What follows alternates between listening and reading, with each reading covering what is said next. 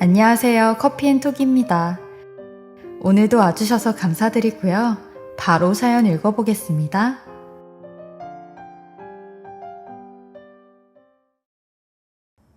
안녕하세요. 현재 결혼 4년 차로 아이를 키우며 남편과 셋이 지내고 있는 35살 여자입니다. 저희 둘 사이엔 아무런 문제가 없이 나름 잘 지내고 있습니다. 남편은 저와 성향도 비슷하고 화를 내도 금방 풀리는 성격이라 꼬인데 하나 없이 평범하고 묻어난 성격이에요. 저희는 영화 보는 동호회에서 만나 결혼까지 이어졌는데 다른 남자 회원들은 괜히 말도 걸고 친해지려고 애를 쓰는 반면 남편은 정말 영화만 보더라고요. 한 번은 제가 먼저 남편에게 영화 재밌게 보셨어요? 라고 물으니 네 라는 단답형으로 대답을 하기에 벽을 단단히 치는구나 싶을 정도로 무안을 주더라고요. 이럴 거면서 동호회까지 나와 활동을 하는 남편이 이상하게 보였어요. 대부분 어울리기 싫으면 이런 데는 나오지 않던데 무슨 목적으로 동호회에 나온 걸까 싶었는데 나중에 물어보니 어릴 적 꿈이 영화 감독이라서 다른 사람들이 어떻게 보는지가 궁금했다네요. 나름 엉뚱한 데가 있는 남편은 그대로 믿고 자기가 보는 걸 믿는 사람이라서 저와 지내면서도 크게 흔들리지 않고 계속 변함이 없더라고요. 그래서 제가 먼저 결혼하자고 얘기했는데 그 대답도 정말 웃겼던 게 여자가 먼저 이런 걸 말해야 되냐고 물어보니 누구든 하면 되지. 그런 걸 왜 신경 써? 그럼 결혼하는 걸로 알고 있을게. 라는 대답을 하더라고요. 그런 남편에게 저도 좀 답답해. 어떻게 알고 있을 건데? 아니 자기는 나랑 결혼하는 거 확신이 있어? 표현을 워낙 안 하니까 내가 도통 모르겠다. 끌려서 하는 건지 좋아서 하는 건지 라고 툴툴댔죠. 그러니 남편은 좋다고 괜찮다고 하더라고요. 그 남편의 괜찮다라는 답변 하나만 믿고 결혼까지 오게 됐네요. 그땐 콩깍지가 단단히 또 씌었는지 아니면 남편 방식에 제가 길들여진 상태였는지 그런 것도 전부 이해하고 넘어가게 되더라고요. 아마 다른 여자들이었음 서운해하고 문제를 삼을 부분도 저는 늘 그냥 넘겼어요. 그런데 결혼을 하고 보니 남편의 이런 성격이 문제가 크게 되더라고요. 시어머니란 사람을 처음 만난 날, 아니 그 전부터 사실은 예감을 하고 있었던 게 한 번은 남편이 시어머니가 궁합을 본다며 제 생년월일과 태어난 시간을 묻더라고요. 전 그 물음에 좀 신경이 쓰인다고 했습니다. 사실 저희들끼리는 좋아도 나쁘게 나오면 신경이 쓰일 수밖에 없잖아요. 그러니 남편은 대수롭지 않게 좋든 말든 결혼하면 되니까 신경 쓰지 말라고 하더라고요. 게다가 매일 제가 쓰는 립스틱이나 거울을 하나 챙겨오라는 말까지 하는데 선뜻 매일 쓰는 물건을 넘기려니 찝찝해서 대충 잊어버린 척 지나가야겠다 했죠. 그러니 그걸 기다리셨던 시어머니가 참지 못하셨는지 절 찾아와 그 물건에 대해 말씀을 하시더라고요. 잘 지냈어요? 저번에 우리 아들한테 말한 게 있었는데 왜 그걸 안 갖다 줘요? 라고 하시길래 대충 깜빡했다고 했죠. 그러니 내가 모시는 도사님이 한 분 계시는데 산에서도 도만 닦고 뵙지도 못해. 그래서 내가 꾸준히 찾아가고 매번 우리 집 대소사도 이분이 도와주셔. 우리 아들하고 남편 죽을 뻔한 것도 몇 번 도사님이 살려주셨어.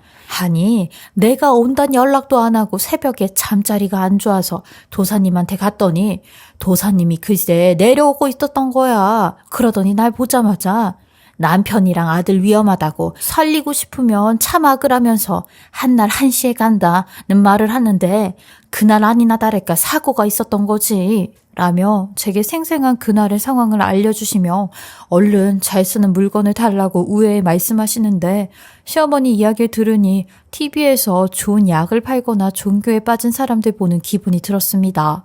시어머니는 너무 진지하게 그분의 능력에 대해 이야기를 하시는데 솔직히 저는 이런 건 안 믿는 편이라 미심쩍기도 하고 시어머니가 그 도사님한테 단단히 빠졌다는 생각이 들더라고요. 집안에 일어나는 모든 일 모두 그것도 20년째 그분께 의지하고 있다는데 아들 결혼같이 큰 일이 빠질 리가 없겠다 생각했어요.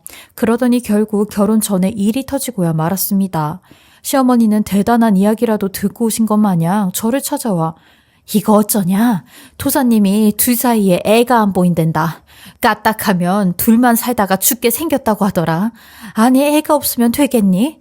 그래서 너 쓰던 걸 갖고 오면 방법을 찾아보시겠대 라고 하시는데 저도 당황스러워 저희한테 애가 없다는 말을 하셨냐고 하니 시어머니는 다짜고짜 너 애 안 낳으려고 하는 건 아니지? 라는 물음에 저도 애는 빨리 갖고 싶다고 했죠. 그러니 시어머니도 어른 말 들어서 나쁠 거 하나도 없다며 도사님 만나려면 1년씩도 기다리는데 본인이나 되니까 바로 가서 듣는 거라며 본인 말 잘 들으라고 하더라고요. 그날 후로도 시어머니의 간섭은 끝이 없었습니다. 예, 결혼 날짜하고 이삿날 잡아왔다 라며 무조건 이 날짜에 맞춰서 하라고 하시는데 저도 그 말에 어머니 노력은 해보겠는데요. 하루 이틀 정도는 차이가 생길 수도 있어요. 특히 식장은 예약 문제가 있어서요. 라고 했죠. 그러니 그건 안 돼. 절대 안 된다. 식장이 없으면 남의 집 마당에 가서 물 떠놓고라도 해. 그날 무조건 결혼해야 둘이 무사히도 살아. 도사님이 준 날인데 우리가 그걸 무슨 힘으로 무시를 해? 도사님 힘에 대들기라도 하는 거냐? 라며 점점 시어머니가 정해주는 날 시간에 맞추게 되는 게 너무 피곤하더군요. 심지어 상견례 날도 어머님 저희 아버지가 일이 생기셔서 다음 주쯤이 괜찮다고 하시는데 다음 주 괜찮으세요? 라고 물으니 그땐 어렵겠다며 도사님이 4시 이후로 밖에 나가면 위험하다고 일을 치른다며 안 된다고 하더라고요. 그놈의 도사님을 정말 자기 아들보다 더 소중하게 믿는 사람 같았습니다. 남편에게도 몇 번씩 이 부분에 대해 불만을 토로하며 당신이 뭐라고 말 좀 해달라고 해도 묻어난 건지 신경을 안 쓰는 건지 그냥 시어머니의 종교활동처럼 넘기고 말더라고요. 한 번은 너무 답답해. 자기야, 자기네 집은 어떻게 모든 게 도사님이야? 라고 툴툴거리니 남편은 도리 없다는 듯 우리 엄마 그 사람 죽으면 아마 같이 날아 죽을걸? 난 그래서 가끔 도사님이 잘 살아있나 걱정되더라. 신경 쓰지 말고 기분 나쁘면 직접 얘기해. 라고 하는데 말이 쉽지 시어머니한테 싫어요. 너무 불편해요. 하는 말을 잘하는 며느리가 이 세상에 어딨냐? 당신이면 모를까? 라고 했죠. 그러니 남편도 최대한 중간에서 방패 역할을 해볼 테니 언젠가는 익숙해져야 된다는 말을 하는 겁니다. 본인도 처음엔 스트레스였는데 나중엔 익숙해졌다면서요. 적응이 되면 남편처럼 될진 모르겠는데 전 불편함만 커져왔어요. 결국 저희는 도사님이 준 날에 무사히 결혼을 했고 한동안은 시달림 없이 지낼 수 있겠다 싶었는데 1년쯤 지났을 때 갑자기 시어머니께서 집 앞이라며 나와보라고 하는 겁니다. 집 근처 카페에 온 시어머니는 초조한 얼굴로 절 기다리고 있더군요. 저는 시어머니를 보자마자 무슨 일이 생겼냐고 했어요. 그러니 왔니? 너희 병원에선 아무 말 없니? 라며 문제가 생겼다고 하시는데 문제라는 말에 무슨 문제냐고 했죠. 그러니 도사님이 그때 갖고 온 네 거울을 태워서 애가 들어설 수 있게 길을 열어놨는데 다시 보니까 조각이 남아있었단다. 이를 어쩌면 좋니? 내가 한숨도 못 자고 왔어. 라고 호들갑을 떠시는 겁니다. 그 말에 저도 병원에선 문제 없다고 저희가 잘 준비해본다고 했어요. 사실 임신 문제로 남편이랑 둘이 병원에 다니고 있었거든요. 그러니 시어머니는 병원 말 아무 쓸모도 없다. 너희 벌써 1년을 준비했잖냐? 근데 아직 소식이 없고 그 조각이 아직 남아서 그렇다니까. 얘가 잠도 못 자고 내가 여기까지 와서 심각하게 말을 하면 잘 들어야지. 너 내 말이 웃음냐? 라는데 시어머니 말은 어떻게 건강하던 애들이 1년씩이나 준비를 하고 있는데도 왜 임신이 안 되냐며 나이가 적으면 내가 차분하게 기다리지. 근데 니들 곧 40주를 바라보는데 어느 세월에 나와서 언제 키워. 그때 되면 애도 잘 안 들어선다고. 라는데 이런 시어머니의 닥달에 저도 모르게 너무 화가 나 도사님이 언제 하면 좋다고 날은 안 정해주시던가요? 라고 날카롭게 말을 받아쳤습니다. 그러자 가망이 있어야 나이도 주지. 지금으로선 아예 애가 보이질 않는다잖아. 그러니까 도사님도 나를 못 주는 거야. 얼마나 심각한지 알겠니? 라며 팩하고 쏘아붙이시는데 시어머니의 이런 행동에 대해 친정엄마한테도 하소연을 해봤는데 엄마는 이런 데 빠지면 약도 없다고 어쩌냐고 하시더군요. 이미 그 사람 말에 좌지우지한 인생은 되레 보지 않으면 더 불안해진다고요. 그래서 저희 엄마도 그냥 앞에서는 내내 하고 흘려들어라 라고 하시는데 그것도 한두 번이지 이젠 잘 안 되더라고요. 사실 저도 시어머니만큼 아이를 갖고자 하는 마음이 커서 정말 열심히 남편과 노력을 하고 있는데 무슨 이유인지 문제가 없다는 이야기를 들었는데도 아이는 쉽게 잘 들어서지 않았어요. 그게 저한테도 꽤 스트레스여서 그 도사가 하는 말을 들으면 진짜 우리 둘 사이에 애가 안 보이는 건가 하는 생각에 때론 솔깃해지기도 했네요. 정말 병원에서 못 찾아내는 문제 같은 것이 있을까, 부적이라도 써달랄까 하는 생각까지 들며 저도 정신이 이상해지는 기분이었어요. 그러던 중 저희 부부에게 생각지도 못한 기쁜 소식이 들려왔습니다. 요즘 기술이 좋아져 시험관 시술 확률이 40~50% 정도 올랐다고 했는데 저희 부부가 2회 만에 시험관 시술이 성공하게 된 겁니다. 그동안 시험관 진행하면서 시어머니의 스트레스까지 이 힘든 걸 다 이겨냈다는 생각에 너무 감격스러워 병원에서 이 소식을 듣자마자 눈물을 쏟았어요. 제일 먼저 회사에 있는 남편에게 알렸고 친정 부모님께 알린 후 시어머니에게도 알렸습니다. 매번 도사 핑계로 임신이 안 될 거라 했던 시어머니에게 시원하게 이 얘기를 해드리고 싶었거든요. 시어머니는 제 전화를 받자마자 역시 도사님이 정확하다며 어머머 신기해라. 어제 도사님이 나한테 그랬거든. 도사님이 꿈의 앞마당에 있는 감나무에서 아주 큰 홍시를 따셨다는 거야. 근데 그게 내 손주 태몽이라면서 애 들어설 거라고 하시더니 역시 도사님이 그리 용하다니까 라는데 임신이 된 것까지 도사님 덕이라고 하니 그 말에 어이가 없어. 어머님, 저희 시험관 시술이 잘 돼서 임신이 된 거지. 그게 어떻게 도사님 덕이겠어요. 라는 말을 했다가 시어머니한테 혼이 나기만 했네요. 도사님 힘에 도전을 하냐면서요. 그렇게 전 임신이 되면서 스트레스를 받지 않으려고 시어머니와의 만남도 당분간은 끊기로 마음을 먹었어요. 어쩌면 그동안 임신이 안 됐던 것도 심리적인 부분이 있지 않았을까 생각이 들더라고요. 그래서 중요한 시기에는 시어머니와의 만남을 일절 끊기로 한 거죠.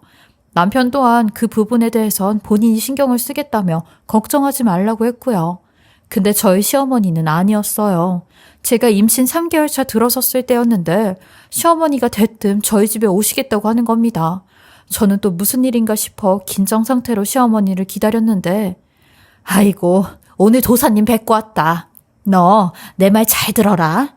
내가 우리 손주는 절대적으로 아들이어야 된다고 빌고 또 빌었는데 글쎄 도사님께서 네 뱃속의 애가 아들이 아니라 딸이라고 하더라. 라고 하는 겁니다. 또 이렇게 어처구니 없는 말씀을 하시길래 어머님, 저 아직 임신 3개월밖에 안 됐어요.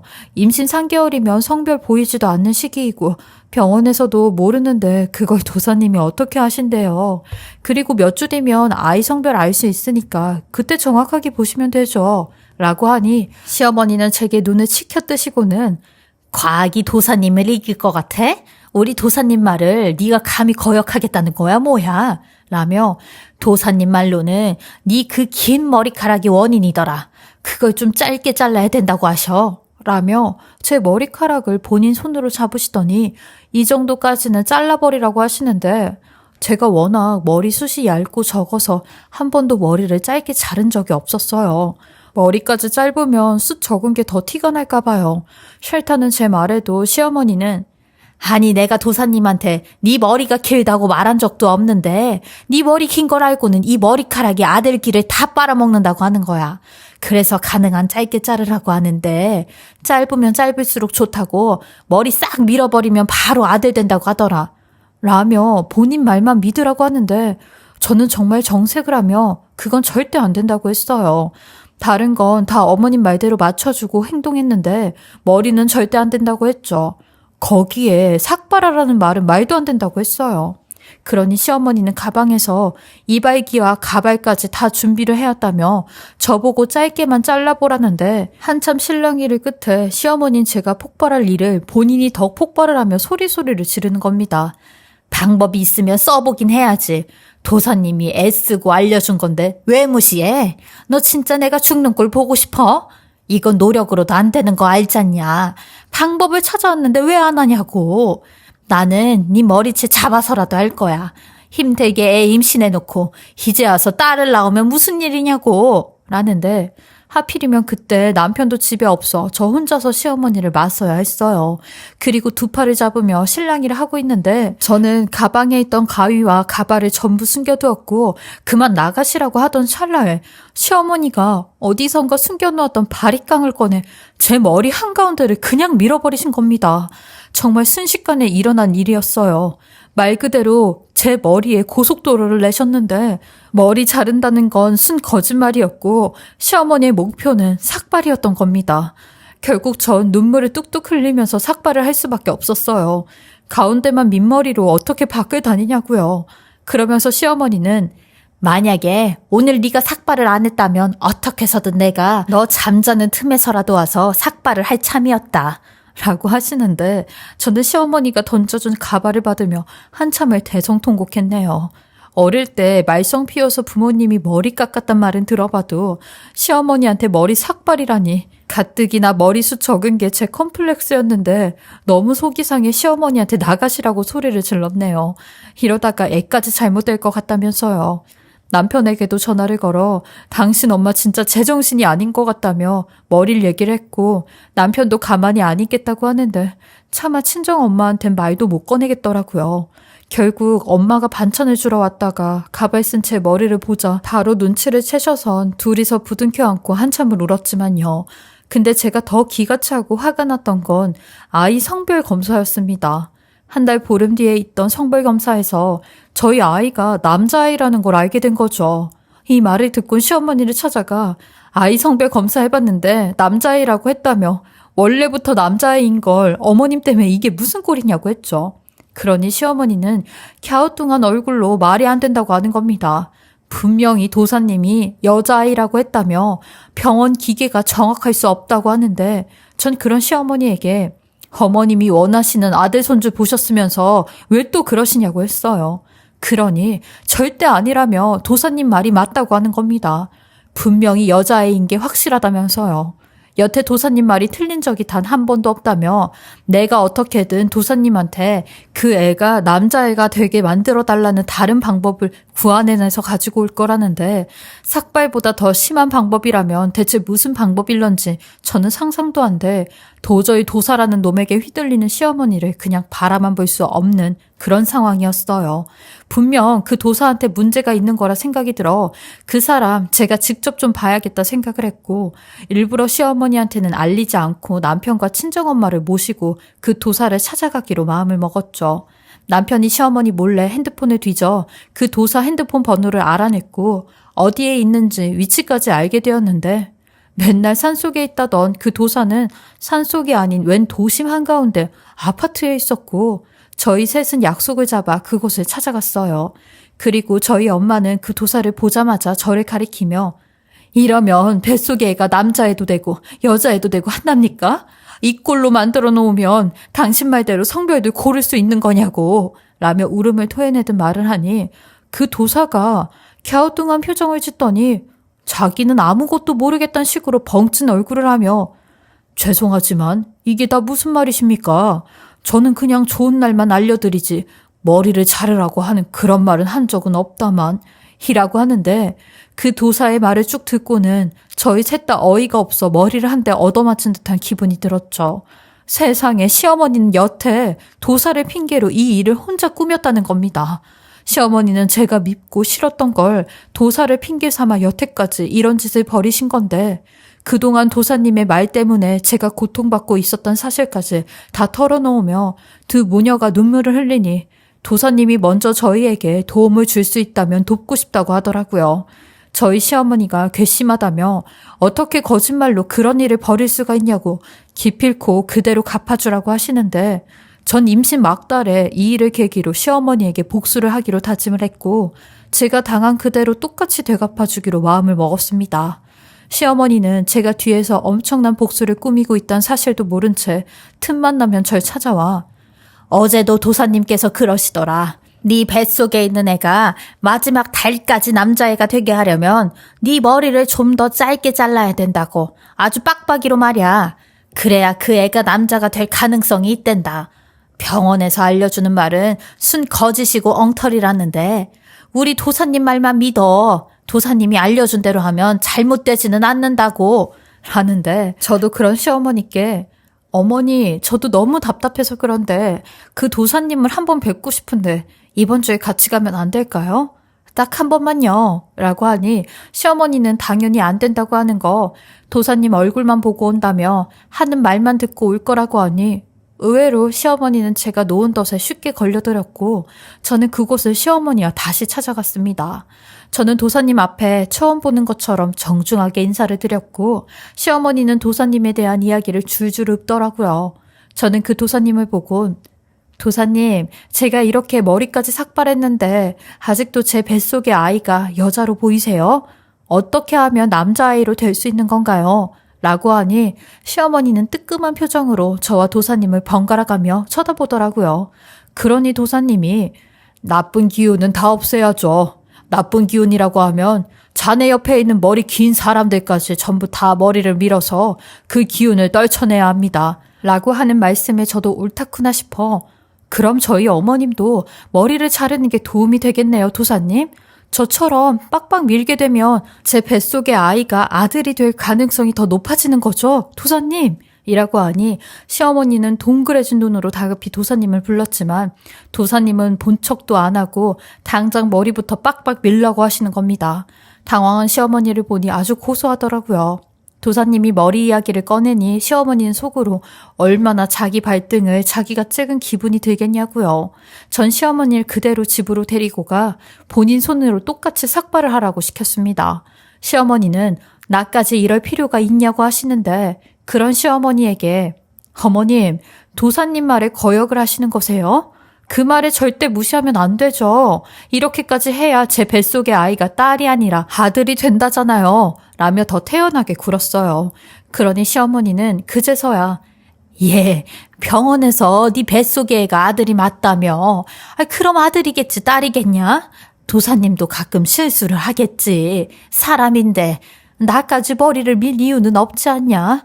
아니 아들 맞다며. 라는데 전 그런 시어머니에게 정색을 하며 병원에서 한 말이 거짓말이라면서요. 무조건 딸이라면서요. 어머님, 이제 와서 왜 그러세요? 그럼 어머님 여태까지 저한테 거짓말 하신 거예요? 그 도사님 핑계로 거짓말하고 다니신 거냐고요? 라고 하니 시어머니는 빼도 박도 못하는 제 말로 하는 수 없이 본인도 밀겠다고 하는데 전 그날 제가 예전에 눈물을 흘리며 머리 깎던 그날을 회상하며 시어머니가 본인 스스로 삭발하는 모습을 쭉 지켜봤습니다. 그리고 삭발한 시어머니를 보자 그동안 결혼하기 전부터 묵은 채증이 한 번에 날아가는 기분이었어요. 저는 그런 시어머니를 보고 어머님까지 삭발했으니 이제 저희 아이 아들이겠네요. 라고 했네요. 그리고 몇 주 뒤 제가 출산을 했을 때 시어머니는 아이의 성별을 보곤 기겁을 하고 말았어요. 여태 딸이라고 말했던 본인 눈으로 아들인 걸 직접 보니 어이가 없었겠죠. 저는 그런 시어머니한테 거봐요 어머님, 어머님까지 삭발을 하시니 이렇게 딸도 아들이 되잖아요. 라며 비웃던 말을 했어요. 그러니 시어머니도 화가 잔뜩 난 눈으로 저를 노려보시는데 속은 부글부글 타도 저한테 이렇다 저렇다 말도 못하시는 게 사실을 다 얘기하면 본인이 저한테 여태 거짓말을 한 걸 다 알게 되니 아무 소리도 못하시더라고요. 그렇게 저는 시어머니에게 통쾌한 복수를 마쳤고 시어머니 또한 본인이 저한테 당하고 난 뒤로는 제게 함부로 도사님 얘기를 안 꺼낸답니다. 그 도사님 또한 시어머니와 연락도 하지 않고 얼굴도 보지 않는다고 하셨어요. 제가 미웠던 시어머니는 어떻게 하면 고단수로 절 괴롭힐까 하다가 결국 저한테 발목이 잡히신 거죠. 요즘 며느리들 우습게 알면 큰일 나는 걸 몸소 보여주었어요. 그리고 그 사건 이후로 시어머니와 저는 되도록 연락 안 하고 있는데 시어머니도 먼저 제게 연락하는 건 없으시더라고요. 현재는 아이 잘 키우며 하루하루 행복하게 잘 살고 있는데 아마 남편하고 이혼하지 않고 계속 살다 보면 또 언젠간 시어머니가 이런 이상한 일을 꾸밀 수도 있겠다는 생각을 늘 하고 있는데 그럴 때마다 제가 먼저 약삭 빠르게 행동을 해야겠다는 생각도 하고 있습니다. 제 기막힌 이야기 들어주시고 읽어주셔서 감사하고요. 다들 평안한 삶이 되시길 바랍니다. 지금까지 커피앤톡이었습니다. 오늘도 끝까지 함께 해주셔서 감사하고요. 저는 다음 영상으로 또 찾아뵙겠습니다.